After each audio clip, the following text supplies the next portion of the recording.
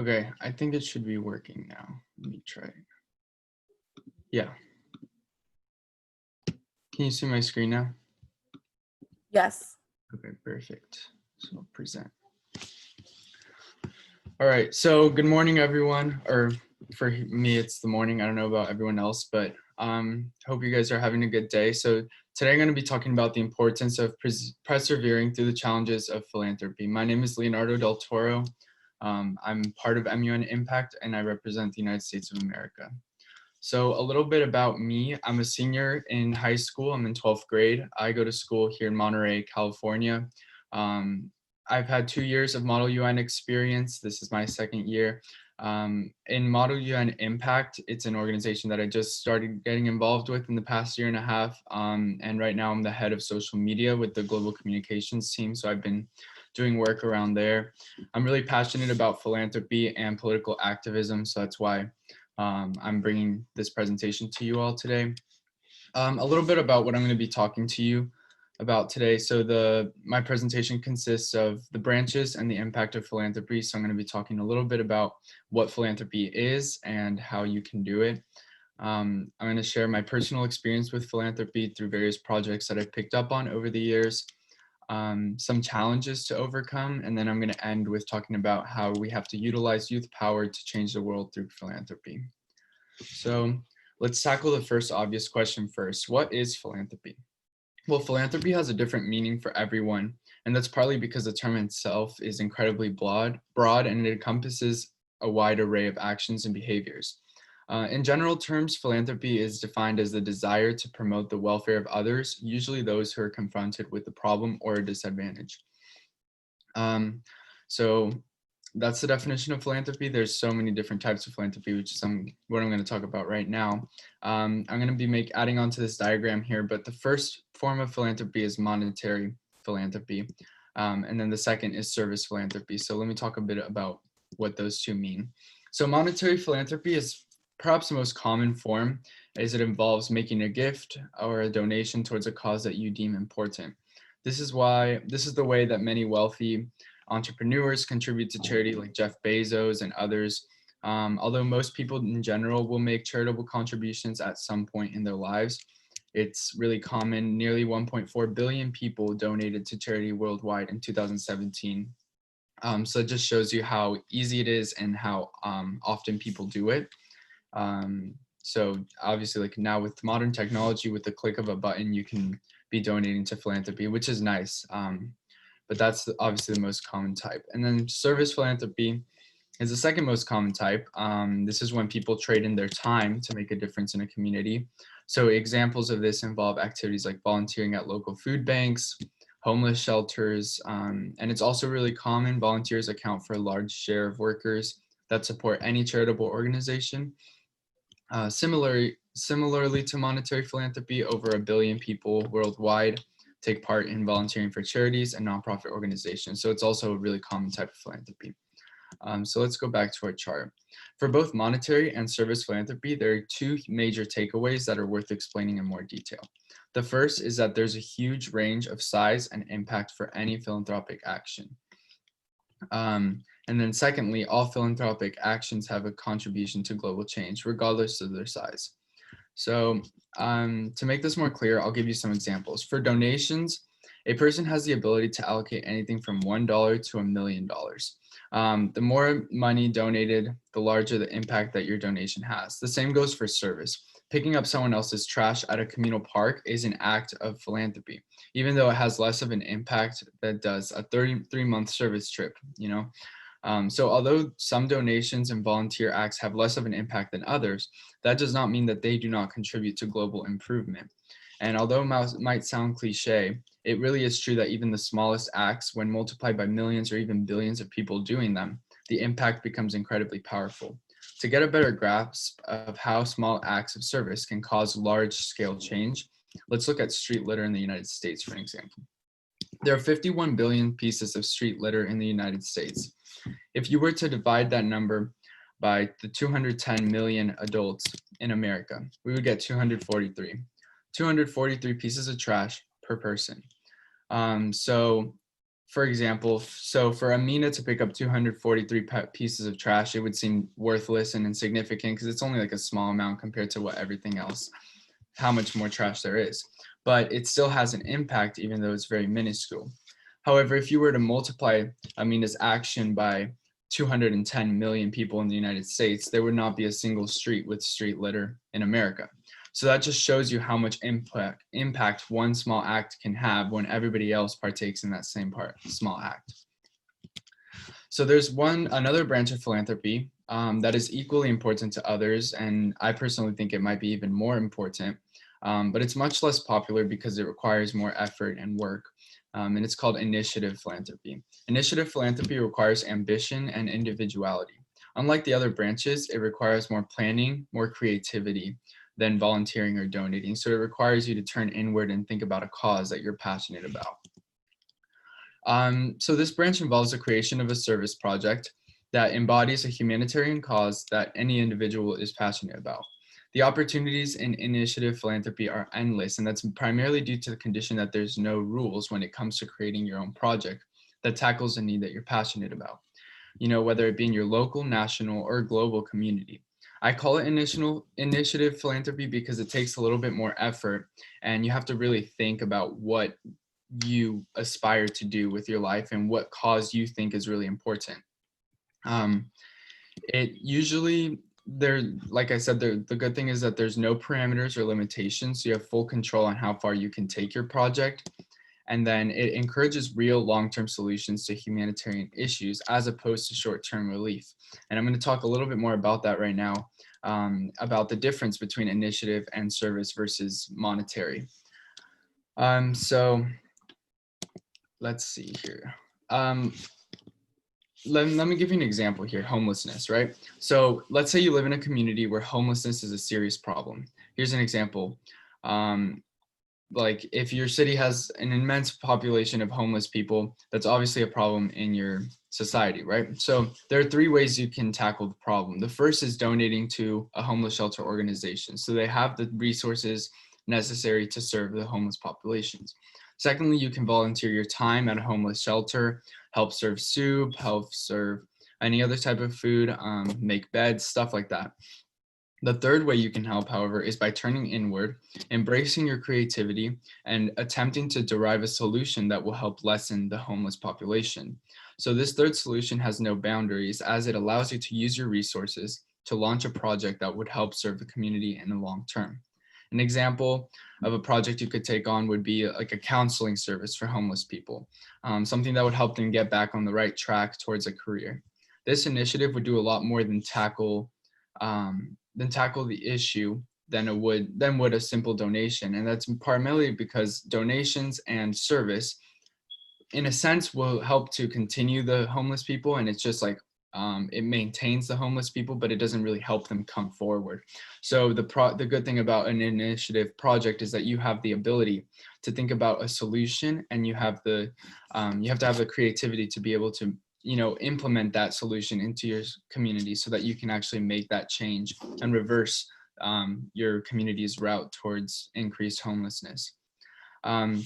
Your project will also inspire other people to create projects. And that's one thing that I found in my experience is that when you're passionate about a need and you do something about it, it creates a domino effect that will in turn revolutionize the way that future generations view and participate in philanthropy. And this will be the catalyst for bettering our world.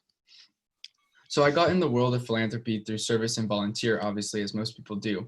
But eventually I gathered the confidence to explore a project of my own. So I'm going to take some time to tell you about my experiences in starting philanthropic projects.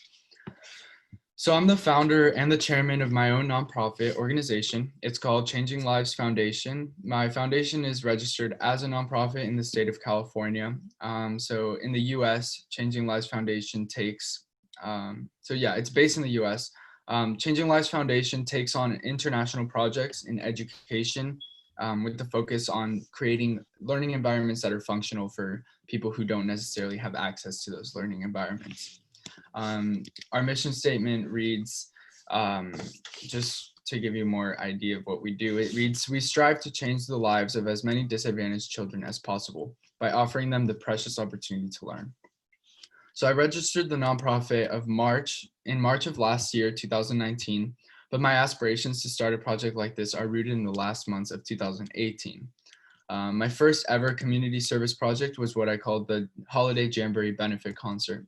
It was a family-friendly musical event that featured live holiday music, a silent auction, and raffles and refreshments. With the immense help of four classmates, I managed to raise $3,000 from the first concert in December of 2018 and another $3,000 in 2019. So the money that was raised was used to address the issue of economic instability amongst families around my community in Monterey County. It's a small agrarian coastal county in California, and the funds were specifically earmarked to go to low-income families who needed support to purchase holiday gifts for their children, who would otherwise miss out on such a popular and iconic tradition. So that was what we dedicated the money to both years, and that was like my first step towards philanthropy.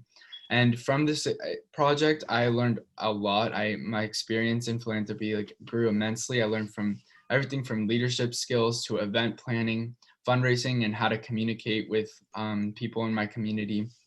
So I found that I developed a passion for giving back and doing service to make an impact in the community. And so on the very car ride home that night, despite how stressful it was, I was sort of like feeling relieved that it was over. Obviously, it was like kind of a hectic night, but on the way back, like the truck was filled with a bunch of decorations and stuff from the concert. I told my parents that I wanted to do something along the lines of what I just did, but I wanted to address a more global issue rather than just a local one. Obviously, I had aspirations to continue helping my local community, but I wanted to branch out and see what I could do. So that was the birthplace of Changing Lives Foundation. So the first couple of months of 2019 consisted solely of tiring research. The process for forming a nonprofit organization was extremely intimidating. There's so many forms to fill out and applications to submit. And, per usual, I just read articles on how long it takes to get everything started. So it was a little bit stressful at the beginning. But after a lot of research, I began the application process, and I was lucky enough to quickly be signed on March 15th. 2019. So the next step in the governmental process was another headache of sorts, I guess. And that was the process of becoming tax exempt and being recognized as a 501c3 in California, which basically means that my foundation would be exempt from paying taxes from whatever money we raised. And our donors would also qualify for tax deductions for every donation that they made. So this process took nearly a year, as we just got our letter of determination in February of 2020.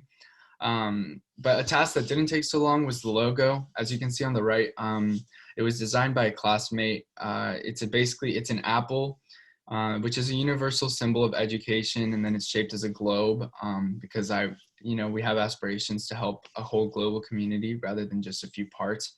And then it's uplifted by a bunch of helping hands. So a funny story about the apple, which I think I have time to share. I initially drew this out on paper, and it looked a lot better to me than it did to my board of directors. So they immediately said that I needed to look for somebody else to draw it.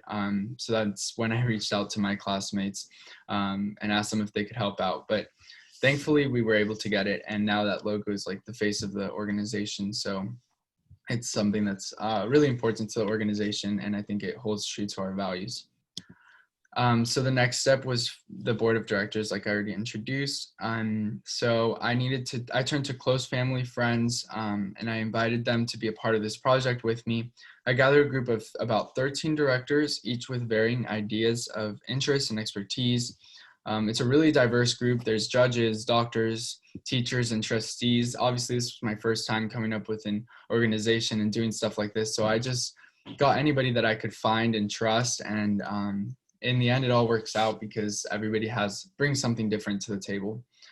So collecting funds. So one thing I'll say about the board, like the job of the board was basically just to hold monthly meetings, discuss the progress of the organization, and to plan all the efforts for fundraising and raising funds for the organization. So we would also conduct a lot of community outreach, like bringing in connections and people that we could contact in our community that would help raise awareness about our organization. So that was primarily the job of the board. collecting funds was probably the most time-consuming part of the whole journey in this organization. The majority of the year of 2019 consisted of fundraising for organization. Most of our funds came from merchandise and singular donations off of our website, or I shouldn't say most, but many of them did. These are some of the merchandise things that we sold. We sold 2 colored hoodies, and that really helped to raise awareness more than it did money, because it wasn't a huge source of income, but obviously as more people wore them, it spread more awareness about our organization. And then we also had a way where you can donate through our website, so that was also really good for fundraising. But the majority of our sales came from this fall auction gala where we raised $33,452. So that was raised in October 26th of 2019. It was the biggest breadwinner for the foundation. It took place in late October. By far the most stressful fundraiser I've ever planned, but it ended up being really successful. So we chose the date only 1 month prior to the event. So my board and I had very limited time to put everything together, but my community was extremely supportive of the foundation. Like, all our items on the auction were donated, whether it be like massages or car repair coupons and stuff like that. So in the end, it worked out. We spent over 3 weeks of intensive planning, everything from setting up ticket sales to coordinating the catering, calling rental companies, and politely begging for discounts. We had a silent auction that featured those gift receipts that I told you about, fine wine tasting, and more. So we served a high quality gourmet 5-course meal. There was about 83 or 84 guests. So the event featured over 20 high school volunteers. So it was a huge group effort from my community and my school. And everyone did a really good job of running the event. So I think that was part of why it was so successful. So what did we do with this money that we raised? Well, here's a few pictures of how the event went. We had some live music, some cocktail tables, and then some high school volunteers, as you can see, serving everything. So yeah, it was a really good group effort, and I'm really glad that everything came together in the end. But now I'm going to explain what we did with that money. So the first project of our organization is called the Nemo Project. It's based in Nemo, Nigeria. So let me talk a little bit about how this started. So Father Gabriel, he's a person in my community and a really close family friend. He's from the local church that I go to. He's been a mentor for me all my life. So I came up to him with my idea of wanting to do a global project, and I wanted to focus on education because I really believe in the power of education. And luckily, he said, I know just the place that needs it. He's a Nigerian priest. His family still lives in Nigeria, and they know of a small village called Nemo, where students have a really terrible school condition. They have to walk, really far, not really good clothing conditions. And so overall, they needed like a whole new school campus and stuff. So I said that would be a great opportunity for my foundation to get started. And we had that connection with him, so it'd be more transparent and we could actually know what's going on with the whole project. So we started working with him, and we held various meetings with him and his family in Nigeria to discuss the blueprints of the project and the new school buildings. So here's the picture of him. On the left, that's his father. On the middle, that's his mother, Virginia. And then on the right, that's Father Gabriel Okafor. And so the two on the left, they're his parents. They're the ones that live in Nigeria, and they were in constant communication with us on the updates of how the school building was going. So this is a picture of the students that were there that attend the school. As you can see, like their shoes, some of them have shoes, some of them don't. And overall, they're all a bunch of really happy kids that just want a better learning experience. So that was something that our foundation really, really wanted to work hard to give them a better opportunity. This is what the school looked like before. There was barely any walls, as you can see, really torn down conditions, congested, no chairs, no tables. So it was definitely needed some help. So we worked on these blueprints on creating a 3-classroom schoolhouse, a few toilets, and then an office with the lobby. So This new school building would ideally offer the space that they needed and give them better conditions so that they could learn. So $16,000 was the amount that we needed to build that whole school. And so we utilized local labor and local resources to get that all done to stimulate the local economy. We refrained from hiring American or other international workers or volunteers to building the school because we really wanted to empower the local community, give them jobs, and take advantage of the resources that they have there. So that's how we did it. It was about $16,000, like I said, to build everything. And this is the building construction process. So it took 2 months. The minute that we got the money in October, at the end of October, first day of November, we sent the first payment to the local construction company, and then took about 2 months. So by the middle of January, the school was complete. And then as you can see here, that's the construction process. And then overall, it turned out really nicely, and they have a lot of space. So that was nice.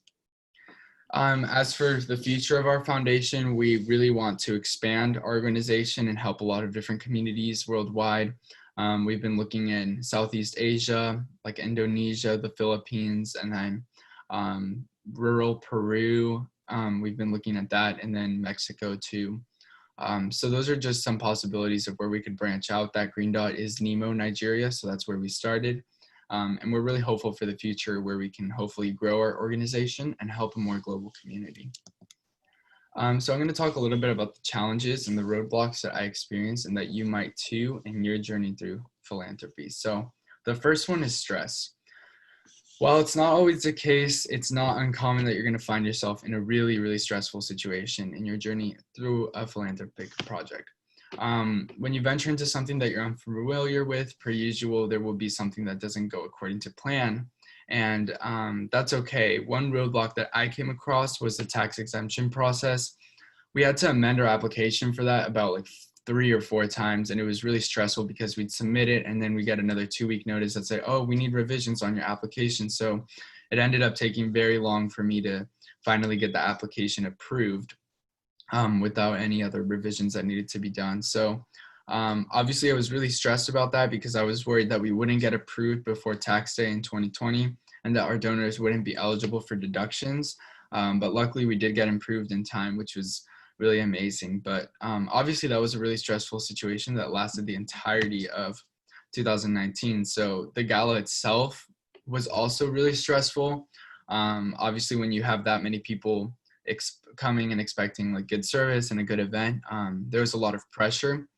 And so there's always the fear of going wrong, of something going wrong. But I'd remember having some really late nights too, working with my dad before the auction. We'd get into some, like, just with the stress and the sleep deprivation, we'd get into some really, really dumb arguments over really insignificant things. Like, like I wish our disputes would have been filmed because I think it would have been something funny to look at now. It got to the point that some days we would have really, really heated debates about what color the flowers were going to be on the table, or what color the portable restrooms were going to be, and like the design of them and everything. And it was just really some unnecessary stuff, but that's the usual. We were both like, somewhat overwhelmed with the stress and everything. But overall, it was a good experience regardless of the stress. But my one advice to you, my one suggestion is definitely take deep breaths. Remember to breathe. That's something that that when you're doing something stressful, you often forget to breathe, and you forget that that's something that you have to do. So just take it slow, breathe.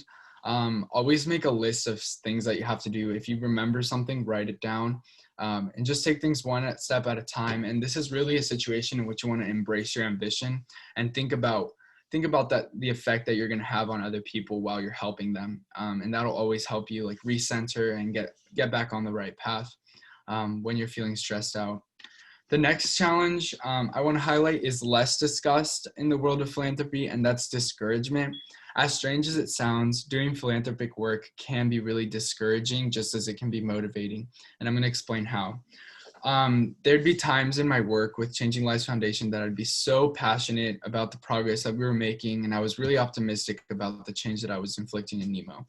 But there were also times that I was plagued by this realization of like, wow, it took that much work to build one school in one tiny village. Meanwhile, there's hundreds of millions of other children worldwide who need a school to learn in. So I'd enter this spiral where I was overwhelmed by how much more needed to be done to educate all the youth in the world. And it just became really overwhelming. But the problems that we encounter in our world are simply too large to be solved by one individual. And that's something that everyone has to understand. And that's something that I had to understand while I was going through those times. Like, I learned to accept the fact that I can only do so much, but that does not mean that what I'm doing has little value. And that goes for you too when you embark on your service project. If you do, you may have an issue that you're passionate about. You may have a plan to address it, but chances are you won't be able to solve that issue for the whole world, and that's fine. Let's think back on our example of the street litter in America. For Amina to pick up the 243 pieces of trash, it's like, okay, congratulations, Amina, but like you didn't solve the litter problem in America.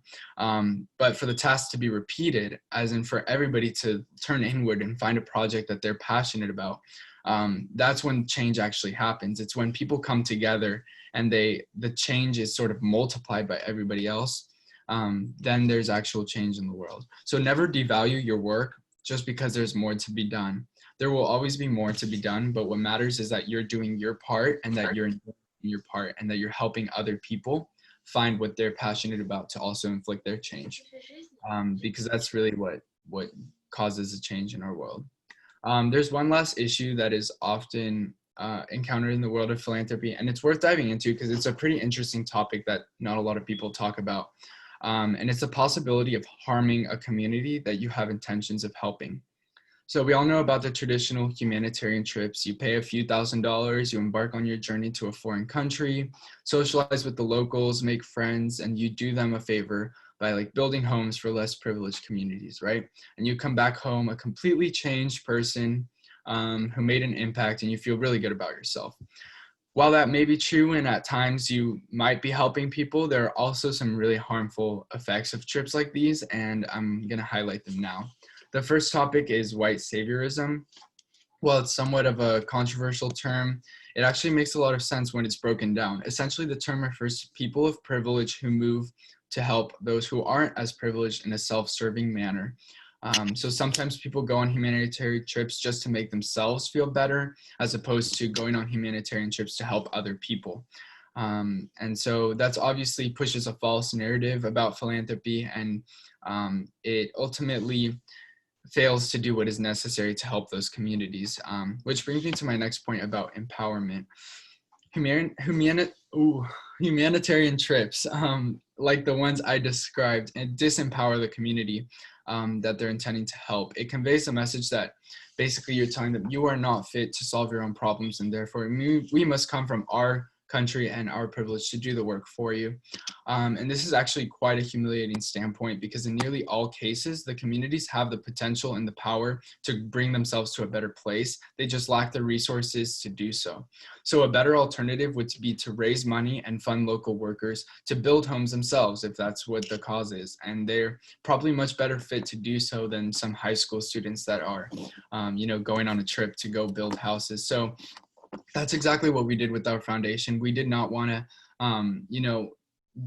do that disempowerment thing. We'd rather hire local workers who know what they're doing, so that they can, feed their families, so that they have jobs available. And that just really helped to stimulate the local economy and really empower them. And when it comes to hiring teachers, we're going to hire local teachers that are fit to do their job there. So that we can just continue to empower a community that's not ours while simultaneously helping them and giving them the resources that they need to grow. And that'll hopefully set them on the right path to be self-sufficient and successful in the future. The last thing, humanitarian trips usually range from $4,000 to $8,000. They're really expensive. They normally do more harm than good, as I just described, in international communities. So I'd say the money would be much better spent by redirecting those funds towards a philanthropic project that would promote change and empower an affected community. If you have access to those $4,000 or $8,000 and you plan on going to Mexico to build homes in the mountains, like some groups do in our local community. If you have access to that money and you have that opportunity, I would suggest that you decide not to go on one of those trips, and you save that money and dedicate it into a cause that you're passionate about and a cause that will actually inflict change while empowering communities that need it. So that's all I have to say about those humanitarian trips. But the last thing I'm going to touch on is the power of inspiration. So I'd like to conclude by discussing the effect that projects like these have on other people. And I think that's perhaps the most powerful experience that I've had working with Changing Lives Foundation was inspiration. In conversation with peers, I would casually share all that I learned in my journey with nonprofits, and I would help other people embark on their own journeys in the world of philanthropy. Since I became successful with my foundation, one of my friends started a youth group that would advocate for an increase in mental health resources amongst low-income communities in our own county, Monterey County. So right now she's on the road to building a community center for youth that will have on-site therapists and offer opportunities to at-risk youth that would, otherwise not have access to that. So that's something that I'm helping with, and that other peers are also helping with. Another group of peers began an advocacy group that would help younger populations register to vote. So that brings me back to the biggest benefit of philanthropic projects, and that's that they're contagious.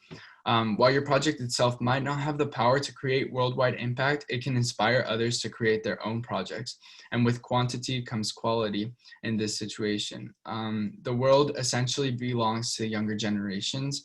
And because it is us who are going to live in it for the rest of our lives, our generation, we've been imposed on an enormous responsibility to change the course of global society for the better. There's a lot that needs to be done, and it's kind of in our hands at this point.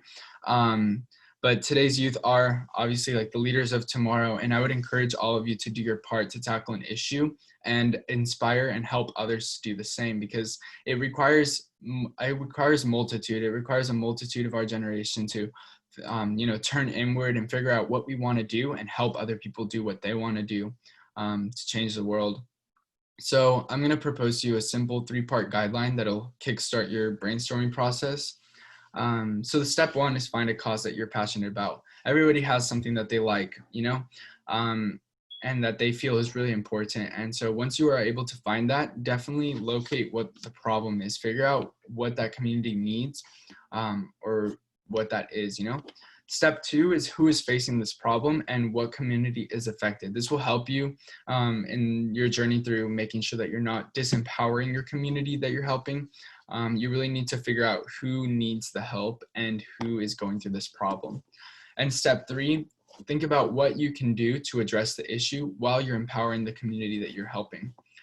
So this step 3 is really, really broad. I like to tell people to figure out what they like. If you're an artist, try to use your art and your experience in art to address that need. If you're more into music, see what you can do with that.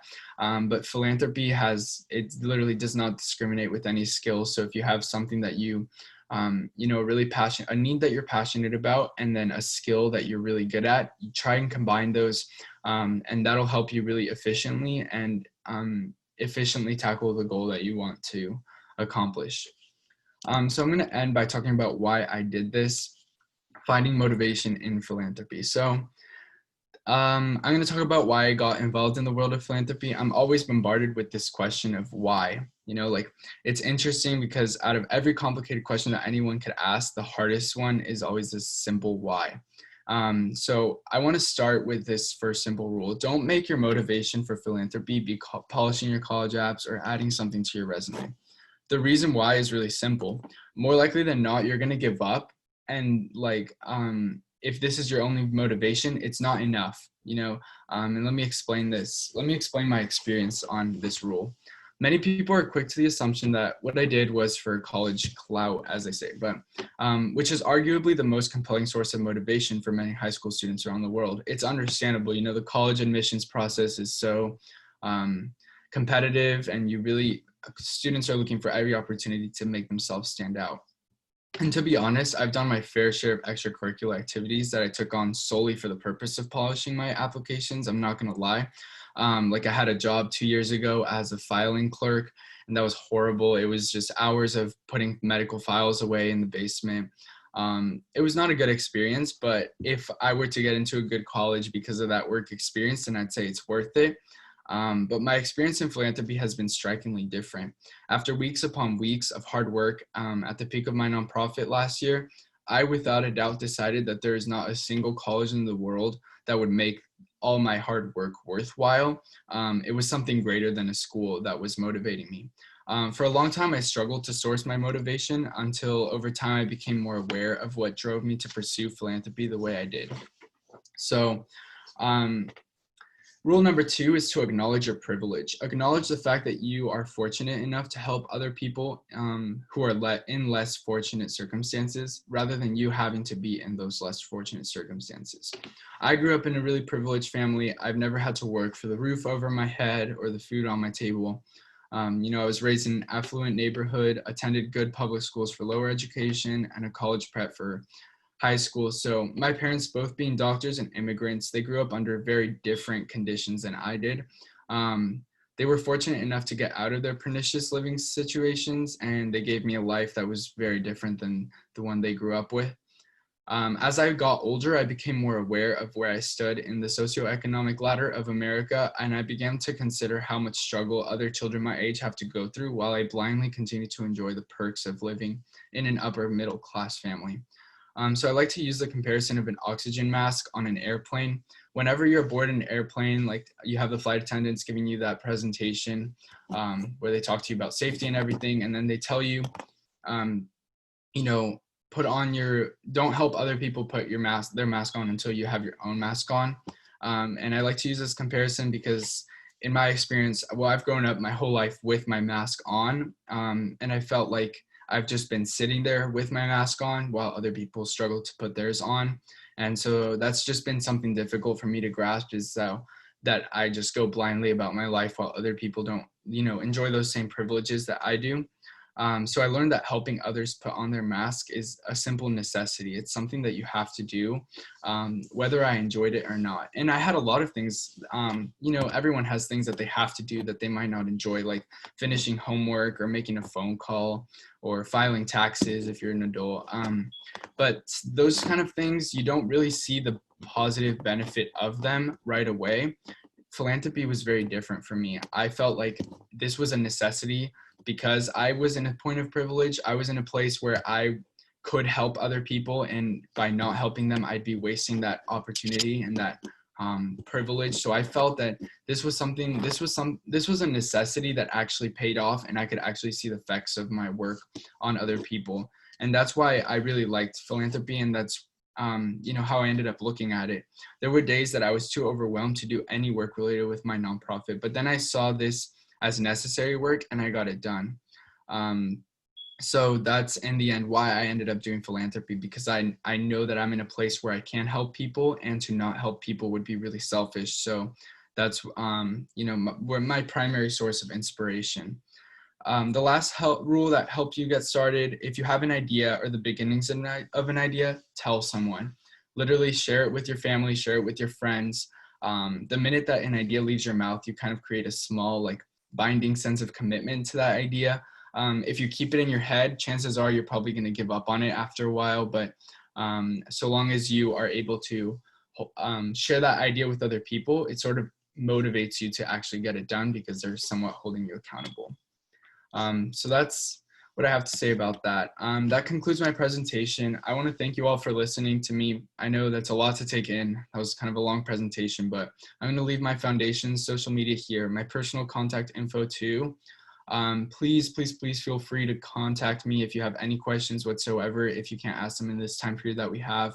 I'm more than happy to walk you through the process and help you start your own projects.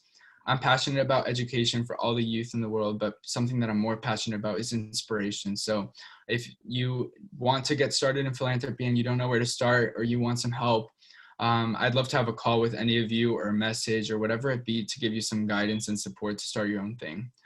So without further ado, if you have any questions that you'd like to ask now, please feel free to do so. Thank you.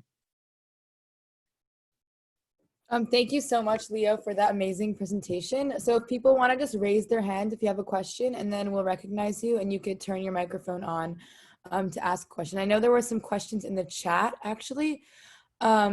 So if those are still relevant, I think we'll just start with those. So I think Aria had a question if you would like to turn your mic on and ask. Oh yeah, so I checked out the site and I went to the part which said get involved. So there is this part for donation and there's also this part for volunteering, but I couldn't see any form to fill for the volunteering part. Yeah, so for the volunteering part, right now that's something that we're working on. We want to figure out how to make how to have some global volunteers and stuff. That was mainly useful for the time period when we were raising funds last year for our local community. So for local people to come volunteer at the events, just because it was easier for our local community to help out. But that's something that we're definitely going to work towards in the future, is figure out a way that we can get a global community of volunteers. Something similar to MUN Impact that can help us with the foundation. So definitely stay tuned to that, and hopefully we can get that up soon. Okay, I have one more question. Can I Yeah. ask it? How did you convince your parents to let you do this? Because as a high schooler, my parents would be like, focus on your studies. Yeah, so my parents were really supportive of it the whole time. I think one thing that helped was I definitely had to explain to them that this was something that I was passionate about. And even though I did have other responsibilities, I put this really high up in my priority. Definitely there were times when I would be staying up to do this instead of my schoolwork, and my parents were not too happy about that. They'd be like, focus on school first. But in the end, I just tried to explain to them that this was something that I was passionate about. This was something that I really wanted to get done. And I saw it just as important as my schoolwork and my studies. So that's how I was able to do it. So I definitely encourage you all to, just try and explain to them, if you're really passionate about something, try to explain it as another priority, as another thing that's just as important as your studies. Thank you. Thank you. Joshua, would you like to turn your mic on and ask your question? Hello, can you hear me? Yes. Okay, I wanted to ask, apart from the jackets, do you have any ideas of how to spread awareness to distant communities? Yeah, so right now what we've been doing is just social media is our biggest platform, and we hope to grow it too. So we're working on ways that we can promote it to other organizations and promote theirs so that we can share. So that's something that we've been doing, is like reposting other pages that are smaller and that do some of the same work that we do. And then we can just repost each other's page to help grow our community and have more people circulating through the website and all of that. So that's mainly using online platforms to raise awareness is the biggest thing. So yeah. We have time for one last question from Yumna from Pakistan. So Yumna, would you like to ask your question? Hello, can you hear me? Yes. I just wanted to ask, what do you hope to achieve with your philanthropy? I have so many causes that I'm passionate about, but I've sort of committed to this one in education, and I really just want to do as much as I can. I don't have a specific goal, because I feel like in the past when I, create a big goal, I don't know if it's too unrealistic, and that sort of can become discouraging when you don't meet that goal. So what I like to do is just see it as something that I want to work towards and implement as a part of my daily life. I want philanthropy to be part of everything that I do throughout the rest of my life. And, hopefully by then I can grow my experience and grow this foundation to help a lot more international communities than it does right now. All right, thank you, Leo. I see there's a lot of questions coming in through the chat. So you guys, his contact information is on the screen right now. So obviously feel free to contact him. Yes. Zoe, do you want to do some announcements? Oh yeah, just really quickly. Thank you everyone for attending this session. It was really amazing. Thank you, Leo, for your wonderful presentation. Thank you everyone for watching and questions. So throughout the day, we have a help desk open if you have any questions about the summit or any MUN Impact program. So I'm sending the link into the chat right now. So please feel free to stop by the help desk and you'll be greeted by some of our MUN Impact leaders to answer your questions and help you out. Besides that, we hope that you can join us for sessions throughout the day and also for our closing ceremony tomorrow, as well as sessions throughout the day tomorrow. Amina, is there anything I'm leaving out? Okay, awesome. So thank you all for attending. This was really, really wonderful, and we hope to see you back at future sessions. Thank you. Thank you, Leo. This was great. Thank you, guys. Thanks, guys. Bye-bye.